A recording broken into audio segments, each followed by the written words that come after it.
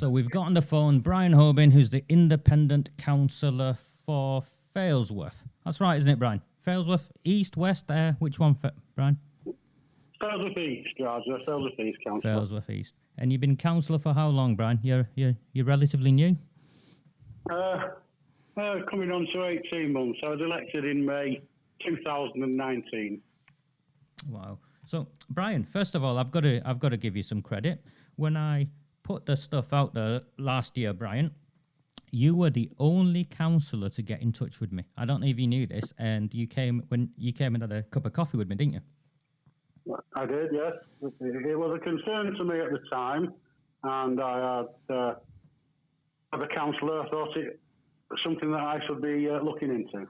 Yeah.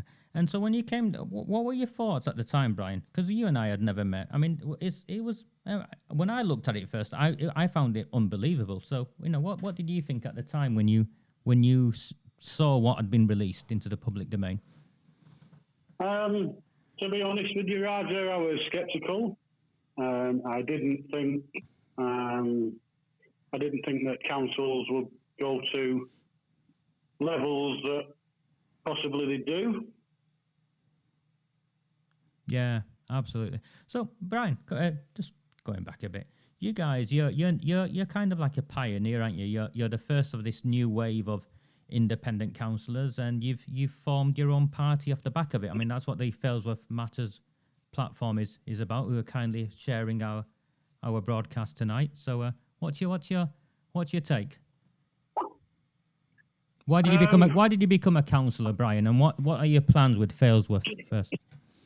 I became a councillor out of the feeling that we were a forgotten part of the town, probably like other areas, that I didn't feel as though our local councillors were doing the job that we'd put them there for. They didn't seem to, if I was quite honest with you, the people that I spoke to before I put myself forward, the vast majority wouldn't be able to tell you the name or pick out any of our local councillors in a lineup. They were that quiet.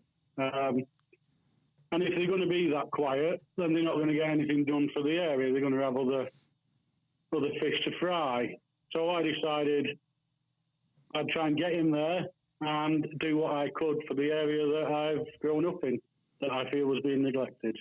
And you stood as an independent, Brian. I mean, that's a brave thing to do, because the council's full of, well, it's a Labour council, isn't it? There's a handful of Tories and a handful of Lib Dems, and they all have the party whip, and they all do as they're told. It's clearly they all do as they're told, and you've gone in there as an independent. What's that like as an independent? As you know, you're on your own. What's that like? I am. I'm a lone wolf. I've not got many friends in council, but that for me is how I know I'm doing things right for the area that I'm in. That I'm not there to make friends. I'm not there to follow any party allegiance. So I'm free to do. I'm free to do what I want when I want, with regards to looking after my constituents. Yeah, I admire you. I mean, I think I shared the joke with you earlier. I suppose it's not the best of jokes, but it's something I used to tell my daughter when she was a baby. Now she understands words. I don't tell her this, but my experience of politicians is that I would rather my daughter be a prostitute than a politician, and that's how I feel. But you guys, the truth is, Brian, we've got to change it. Yeah, the contempt this town has towards politicians isn't your fault. And you're a braver man than I am, because you've gone out there and you've decided, actually, I'm going to do something about this. I'm going to try and be a politician and improve my community. Now, when you got in touch with me, well, I think that's, if I can stop you, Raj, I think that's the first thing that I have to point out to you is the fact that I'm not a politician, and I don't want to really be classed as a politician. I would like to be classed as a member of a community that wants to do better for his community and for the borough that he's in. I'm not sure a politician's label fits that description. Certainly not the way some of the politicians behave. So while I may move in political circles as I'm a councillor, first and foremost, apart from being a father and a husband, I'm a member of the community, I'm just a normal working guy in the community that wants to do the best for that community. Absolutely, Brian. And I remember when I first met you, and I left thinking, there's a decent guy there, and he's on a steep learning curve because the machinery of the council is going to mobilise to make it appear as though there's no point supporting an independent because independent voices get chewed up. But you're still there, and you're still doing your best, and I admire that. Now, you got in touch. I mean, you got in touch with me this week, Brian. I didn't get in touch with you. I didn't reach out to you, and you got in touch with me. And it's I have a clear understanding of why you got in touch with me, and I think it's vital. I share this with everyone who's listening in. You can't stay silent on what's been revealed, can you, Brian? No, I can't stay silent, and I don't want people to think that I am silent. I've been working away, going through due process and in the background since this inquiry was launched by the council, because I had concerns that it wasn't fit for purpose and that it wasn't wide enough, and that I had concerns of how do you make an inquiry about yourself when you're managing the scope, you're managing the people that are doing it. So I have had concerns right from the word go of what's been going on. And you've shared those with me, Brian. I mean, to be fair to you, you've shared emails with me that date back to that November meeting when they all walked out. Brian, what did you make of that? You're a new councillor, so I'm not holding it against you, and you're an independent. But what did you make of that? They all get up and walk out when a disabled grandmother wants to ask a question about grooming gangs. What do you make of that? Well, there was a couple of things, Roger, for me in that evening. One of them was, when I look back on it now, one of them was, how does the leader of a Labour Party convince all the opposition members to follow him out of the chamber because he doesn't want to say something? That was the thing that struck me. And then after that thought was the thought that instead of wasting 2 hours going out of the chamber and coming back in the chamber, answer the bloody question. Let's have a bit of transparency and a bit of honesty and just answer the question. And the question at the time was to do with Shabir Ahmed, the ringleader of the Rochdale grooming gang, being employed by the council and the news being kept hidden. That was the question, because that's what I'd released. I don't think I ever told you, Brian. You know who told me all about Shabir Ahmed? Because I didn't know. It was members of the Labour Party. It was councillors. It was your fellow councillors, Brian. And this is what I struggle. I want to see some bravery. I'm sure the people of the town want to see some bravery. You can't be the only brave man. You can't be the only honest person there. There's 60 of you. There's got to be more there, Brian. There has got to be, Raja. There's got to be people in that chamber. In fact, there is people in that chamber that are very good people, that are very good local community councillors who must feel shackled by the colour of the rosette by which they've been elected. And I think there comes a point when people have to stand up and forget any party political allegiance and say, this is our town. We want to take it back. We want to see it managed properly. We want to see transparency in everything that it's done. And we don't want anything brushed under the table. I find it hard to understand how, and maybe this is because I'm an independent and I'll just do what I feel I need to do and then take great pleasure in succeeding. But I don't understand why, if the council were doing everything right, why would they need to employ teams of PR people? Surely doing the right thing and getting that out in the public domain doesn't need PR people around you. The only time, in my opinion, you need a team of PR people is when you're doing the wrong thing and you need them to spin it the right way for you. Well, if you look at the PR team Sean Fielding is surrounding himself with, the ex-journalists and ex-media gurus and, all of those sorts of fancy people from out of town. The issue is, Brian, that their purpose is not to present the town to the people of the town.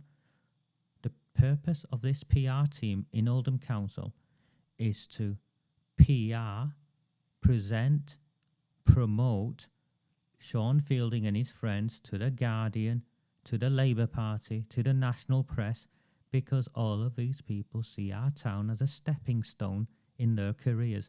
The PR department should actually be going into the community and being the conduit for the community to engage with the council, not for the council to promote itself to national newspapers.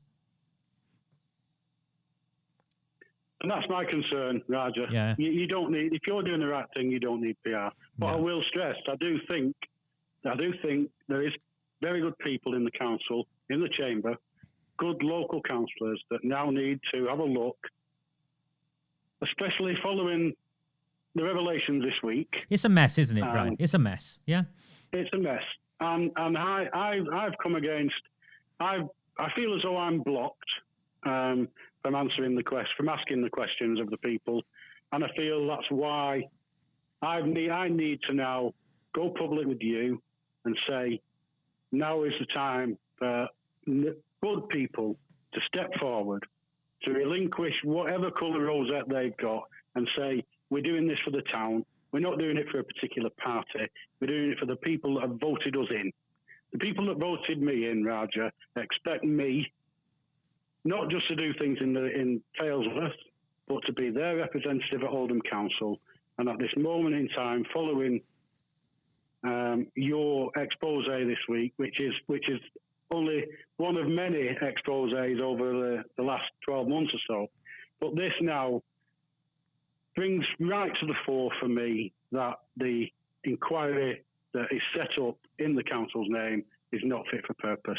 And I need other councillors to step forward with me now and go at the council and say, we demand that something else is done. Yeah, because Dr. Carolyn Wilkins and Rebecca Sutcliffe, I've seen your emails, Brian, and you've got more patience than I have, I'm afraid, because they've been giving you the runaround, haven't they? For the best part of a year, these people have been giving you the runaround.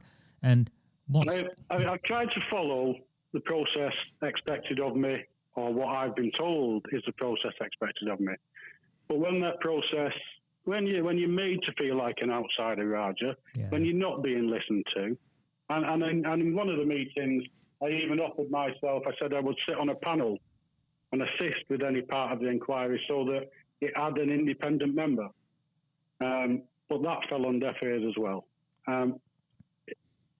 So I'm at this moment in time at quite a road in my role as a councillor. I feel as though I'm getting nothing back from the council.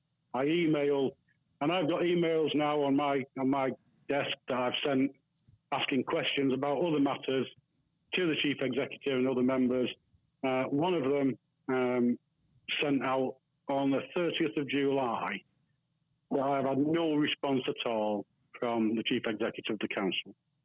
Not only is that being because you're elected. Me, you're exactly. elected. You're not elected. Only is that being rude to me, not only is that being rude to me, Raja, but that is saying to the people that elected me in Failsworth East, and even to the ones that didn't, that is saying to my people in Failsworth East, we're disregarding you. You mean nothing to us, and your representative means nothing. So we're going to ignore you. We're going to cast you aside and carry on. Yeah. Well, it can't carry on.